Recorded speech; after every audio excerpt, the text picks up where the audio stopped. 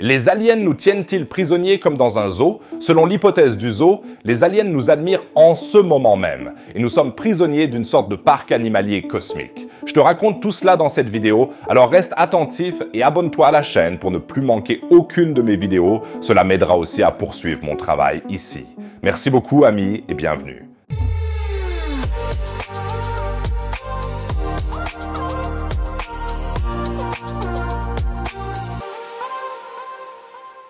Nous, les humains, ne sommes peut-être que les prisonniers d'une civilisation extraterrestre supérieure. Cela semble effrayant, mais des scientifiques reconnus le défendent sous le nom d'hypothèse du zoo. L'hypothèse du zoo est une réponse au soi-disant paradoxe de Fermi. Enrico Fermi est considéré comme l'un des plus grands astrophysiciens, mais il est surtout connu pour une considération que, selon la légende, il a exprimée sur les extraterrestres pendant sa pause déjeuner. Ses collègues et lui discutaient de la probabilité d'une vie extraterrestre, et Fermi a dit « Où sont-ils tous ?» Cette phrase est entrée dans l'histoire, comme le paradoxe de Fermi, mais que voulait-il dire exactement? Le paradoxe de Fermi se compose en principe de deux constatations. Premièrement, notre galaxie est tellement énorme et pleine de systèmes stellaires qu'il doit y avoir des extraterrestres intelligents quelque part. Deuxièmement, nous n'avons jamais trouvé la moindre trace de ces extraterrestres. Les deux faits considérés ensemble sont paradoxaux. S'il doit y avoir des extraterrestres quelque part, pourquoi n'en voyons-nous pas? Depuis que Fermi a établi son fameux paradoxe, des tonnes de scientifiques et d'astronomes amateurs ont essayé de trouver des solutions. Il y a des explications très simples comme « il n'y a vraiment pas d'extraterrestres, nous sommes seuls ».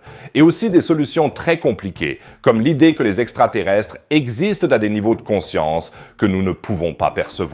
Mais quelle réponse est vraie? Cela ne pourra être déterminé qu'une fois que nous aurons pénétré plus profondément dans l'univers. Peut-être qu'il ne s'agit pas de trouver la seule vraie réponse à la question de Fermi, mais plutôt de réfléchir à l'univers en lui-même. L'auteur de science-fiction Stephen Baxter a dit « La réflexion sur les paradoxes est la voie par laquelle la compréhension humaine progresse. Je pense que le paradoxe de Fermi nous dit quelque chose de très profond sur l'univers et notre place dans celui-ci. » N'hésite pas à m'envoyer ta réponse personnelle au paradoxe de Fermi dans les commentaires. Pourquoi n'avons-nous pas encore découvert de traces de civilisation extraterrestre? Ok, Fermi a donc posé la bonne question. Il nous manque maintenant la réponse et cela pourrait être l'hypothèse du zoo. C'est le physicien John Ball qui l'a expliqué pour la première fois en 1973 et il l'a décrite ainsi.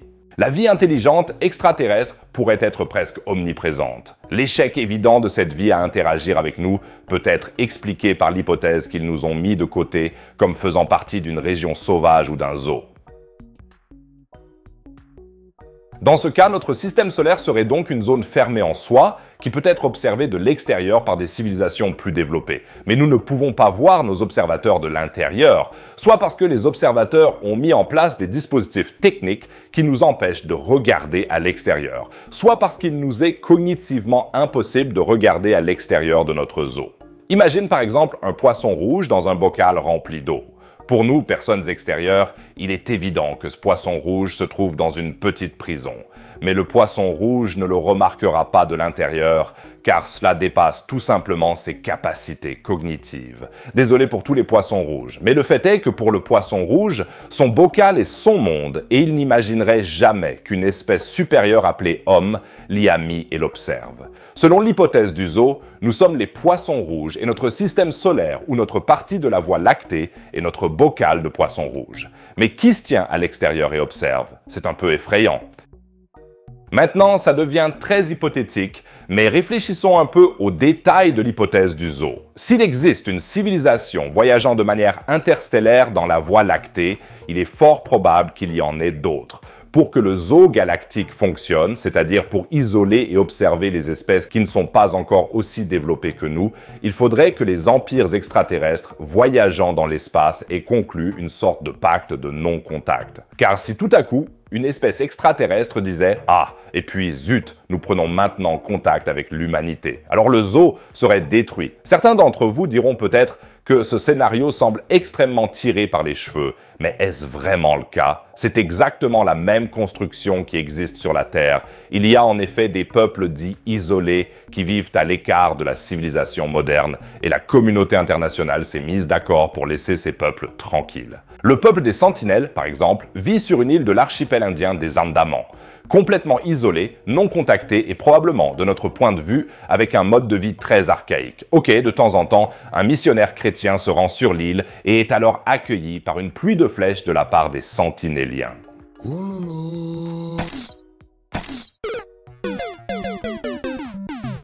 Tout ce scénario hypothétique semble donc possible et logique en soi. Maintenant, la seule question est, pourquoi les extraterrestres feraient-ils cela? Pourquoi isoler une civilisation arriérée et la laisser tranquille? Peut-être pour les mêmes raisons que nous laissons les sentinelles tranquilles, parce qu'on pense qu'il existe une sorte de droit à l'autodétermination des peuples et que ceux qui veulent être laissés tranquilles le seront. C'est d'ailleurs un débat très intéressant. Un contre-argument pourrait être, par exemple, qu'en ne contactant pas les sentinelles, on leur bloque aussi l'accès à la médecine moderne et à l'éducation. Peut-être que l'un d'entre eux est en train de mourir de la grippe, ne sachant pas que dans le reste du monde, il existe depuis longtemps des médicaments pour la soigner. Les sentinelles peuvent-elles prendre une décision éclairée sur le fait d'être contactées ou non si elles ne savent pas ce qui les attend dans le reste du monde? Par exemple, la pizza et le visionnage de séries télévisées. N'hésite pas à me donner ton avis dans les commentaires. Les peuples isolés comme les sentinelles doivent-ils rester isolés ou faut-il les mettre en contact avec le monde moderne? Mais n'oublie pas que, selon l'hypothèse du zoo, c'est peut-être nous, les sentinelles galactiques, qui ne pouvons pas vraiment nous faire une opinion fondée sur le fait de savoir si nous voulons être contactés par des extraterrestres ou non. Parce que nous ne savons pas du tout ce que les extraterrestres peuvent nous offrir ou ce qu'ils ont en tête.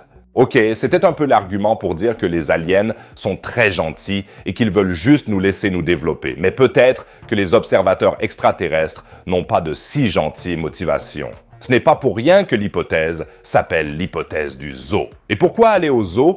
Pour regarder des orang-outans amusants et d'autres animaux, et pour acheter des glaces à des prix exorbitants. Alors peut-être que les aliens nous utilisent comme une sorte de divertissement, comme une émission de télé-réalité, Big Brother à très grande échelle. Je veux dire, on ne s'ennuie vraiment pas sur la Terre. Il se passe toujours quelque chose et c'est de plus en plus excitant à chaque saison. Espérons que la série ne sera pas annulée un jour. Ou alors, ce qui me semble plus probable, les civilisations extraterrestres utilisent la Terre comme une sorte de laboratoire de recherche pour l'étude des espèces biologiques. C'est quelque chose qui se fait aussi dans les zoos terrestres. Une civilisation beaucoup plus avancée que la nôtre pourrait peut-être apprendre beaucoup de choses sur l'évolution d'une civilisation encore plus primitive et en tirer des conclusions sur d'autres formes de vie sur des exoplanètes de notre galaxie. Peut-être qu'un contact avant que nous soyons plus intelligents n'aurait aucun sens, car qu'aurions-nous à offrir à une espèce extraterrestre avancée? Nous, les humains, n'essaierions pas non plus d'établir un contact diplomatique avec une fourmilière ou autre. Les visites d'État réciproques seraient aussi un peu difficiles à cause de la différence de taille. Ceux d'entre vous qui sont fans de Star Trek se doutent peut-être que le moment est venu pour les extraterrestres de les contacter. Dans Star Trek, la directive suprême stipule qu'une civilisation ne peut être contactée qu'une fois qu'elle a développé la distorsion, c'est-à-dire qu'elle peut voyager de manière interstellaire. Et nous en sommes encore un peu loin.